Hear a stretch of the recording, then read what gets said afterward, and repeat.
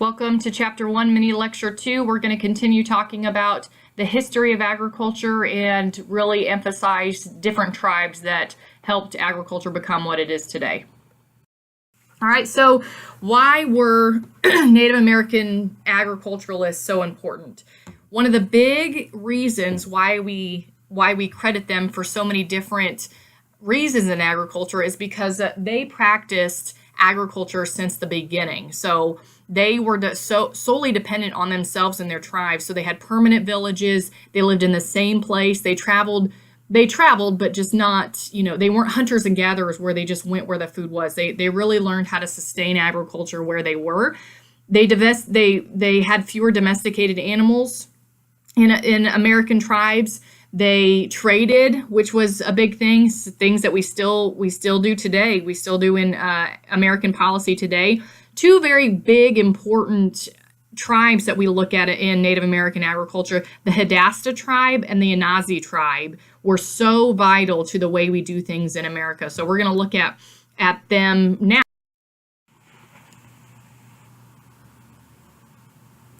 So the first tribe we're going to look at is the Hadassah tribe. These folks were very instrumental in how we look at crop rotation, how we practice weed control by pulling, and they were really focused on maximizing their yield. So they were located in the northern part of the United States, and now they're located in North Dakota. They were very crop based, but they also did some hunting and fishing, and they grew 9 types of corn, which we'll talk about in class this week, and sunflowers, tobacco, squash, and beans, which they bartered with other tribes as well.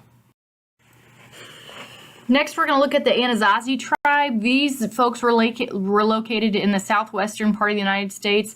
They were really big on building cliff dwellings, and they were really big on building their shelter out of plasmatic rock. And so they also had a really big part in how we view agriculture in terms of corn, squash, soybeans, and corn. They also domesticated turkeys. They practiced irrigation, and they were pretty big into hunting and fishing. And so we attribute a lot of the way we grow, especially cotton, to them because of the irrigation practices that they came up with. All right, so now let's look at colonial agriculture. So we all know that the colonials had gained a lot of knowledge from the Native Americans as far as crops and production of agriculture. They also appropriated the land for agriculture from Native Americans, and then they grew indigenous crops and introduced their own crops and livestock as well into that Native American way of life or way of agriculture here in America. Then also, imported some crops like tobacco, rice, grains, and cotton, which was a pretty big deal when you have 17 million people coming into the new world. You're going to need a little bit more than the crops would allow you to grow here. History class, but this is really important in terms of how we look at American agriculture now. This Virginia colony was pretty intense in the Chesapeake Bay, located near the Chesapeake Bay. It was settled in 1607.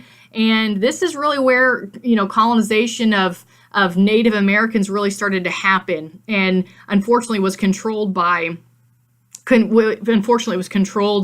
not really didn't really help out agriculture much because of differences. So, Native Americans kind of fought through that and really came out and taught the colonists a lot about how to grow corn, how to grow squash, how to grow beans, and how to do it well. So they taught them weed control. They taught the colonists, how to maintain that crop and to make it better. And then once that relationship started to mend a little bit more, tobacco became a big, the most important crop because of trade and the way things were done in the old world, and then how Native Americans could teach them how to grow that here. So not a lot of original colonists survived because of the Virginia colony. So, but we definitely learn from that history in 16.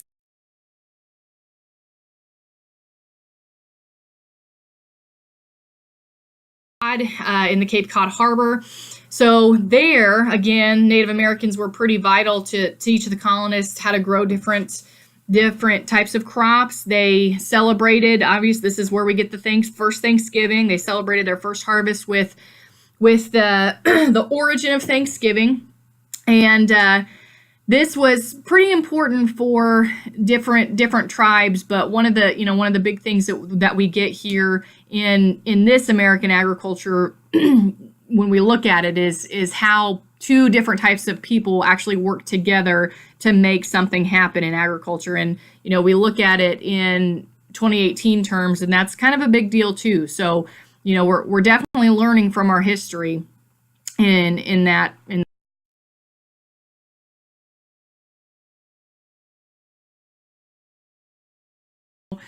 How did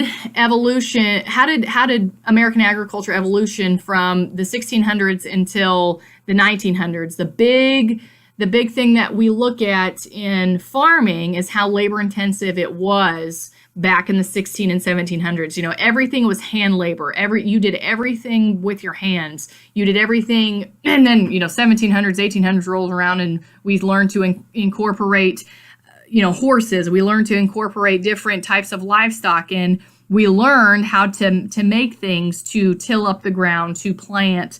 But a lot of things were definitely done by your hands, and it was very, very labor intensive.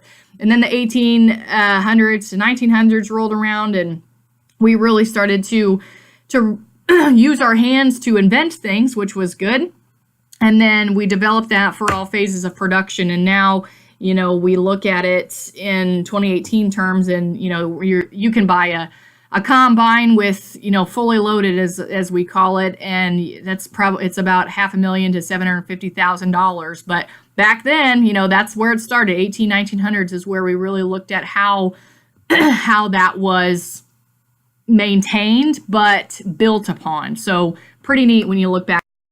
Lecture, I showed you that slide that had the picture, the map of where all of these crops were domesticated from. This is where this is the crops that those colonists brought to the New World. Cotton was a big one.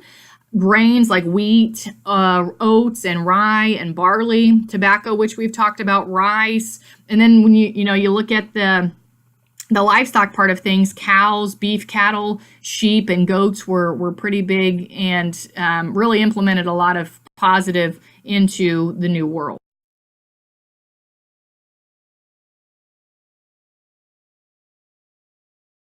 So I love this picture. This is a grain cradle, and if you are, any sort of generation farming or ranching family, you've probably seen a picture like this. But this is how they used to cut wheat, and this was up until the late 1800s. So this sucker is like 3, sometimes maybe 4 feet long, and so it weighs about 40 to 50 pounds. And these guys will it's like thrashing. So they'll thrash that wheat and lay it down in rows like you see.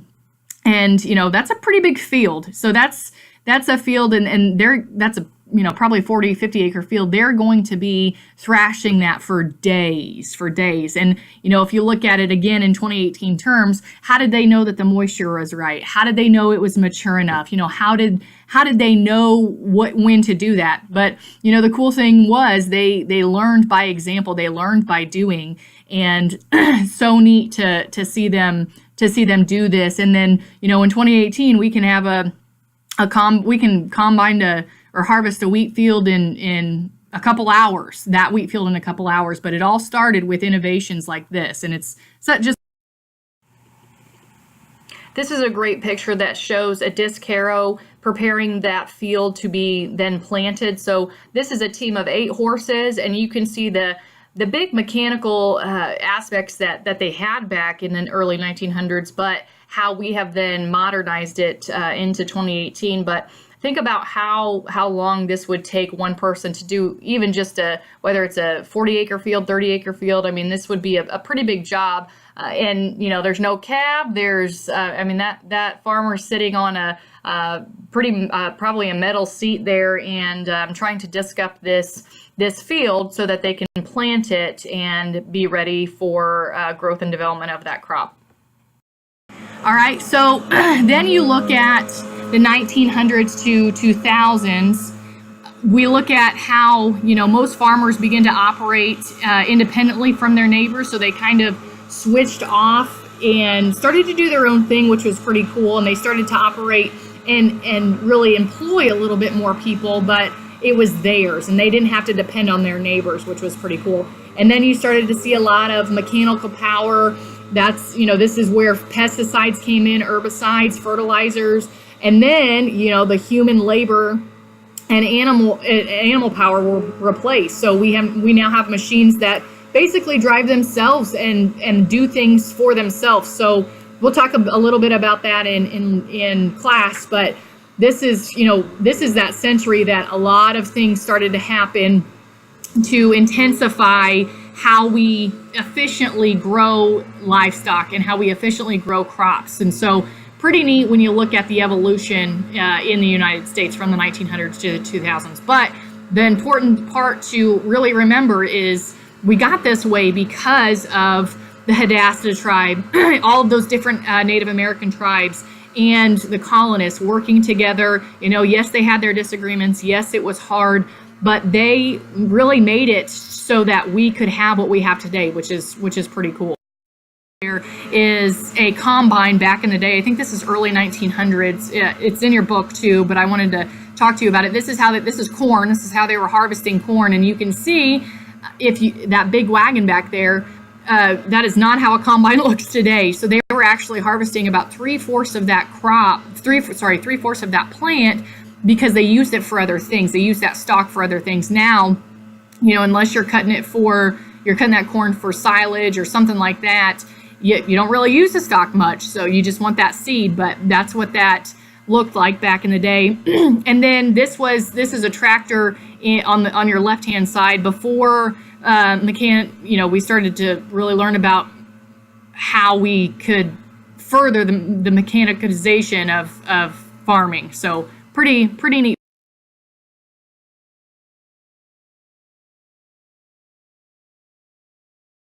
All right, so this isn't really that you're going to look at this a little bit in one of your assignments, but if you look on the left-hand side, you'll see indices of output, input, and productivity, and then the bottom there is a year. So you look at 1948, our output and our input were very, very low, but our output and our productivity were very, very low, but our inputs were huge. I mean, they were just ginormous. And then you get to the latter part of the 1900s, and then in the 2000s, that input's staying the same, but our output and our productivity are just skyrocketing. I mean, there's not going to be a lot of things that'll stop that from happening. You're always going to have pretty intense inputs, but the productivity and the outputs, when we start to really look at more and more innovations and more and more ways of doing and doing agriculture, that's always going to be it's always going to be intense. It's always going to be growing. So pretty neat graph. One really intense land policy issue that they had back in the day was the Homestead Act of 1862. So this was really neat because they, back in the day really loved that young people wanted to get into farming and ranching. And so you had to be 21, you had to be a U.S. citizen, but they gave you the right to claim 160 acres. And then that homesteader had to live on that land for 5 years and just make improvements. Then that contributed to the settlement of what we now call the Great Plains. So because of that, we have 5th generation farmers, 4th generation, 3rd generation farmers. And that's so cool because that all happened because of the Homestead Act of 1862. We'll talk about a couple other things like the Morrill Act that enabled universities to start practicing agriculture and teaching agriculture. But this Homestead Act was just needed, and it was very important to happen at that point in our history because it allowed people to really start on their own. And 160 acres back then would have been like 6,000 acres today. So it was huge. And, if you were a 21-year-old saying, okay, I'm going to do this. You really had to depend on some people, just like, new farmers have to today, but it really gave you a sense of ownership. It gave you a sense of, I'm doing this, I'm farming, I'm ranching, I'm producing goods for other people, which is it's such a good feeling to have. So that was a really neat land policy. And we'll talk a little bit more about that stuff in your readings and in your assignment as well.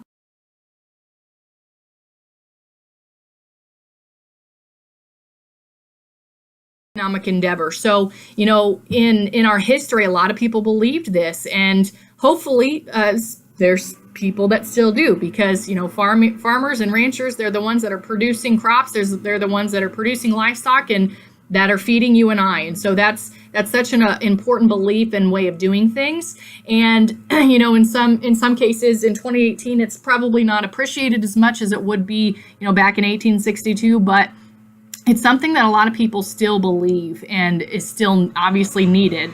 And then, a big thing was farming was the only occupation that family had.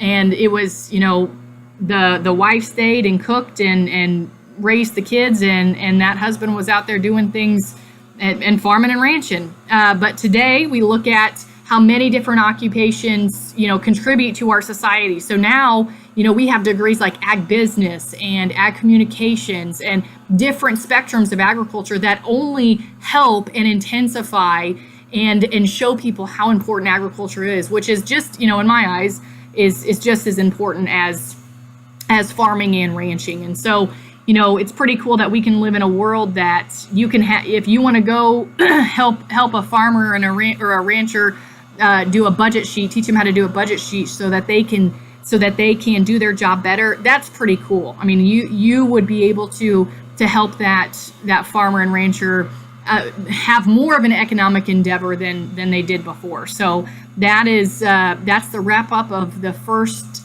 chapter. I hope you've enjoyed it, and I'll see you in class.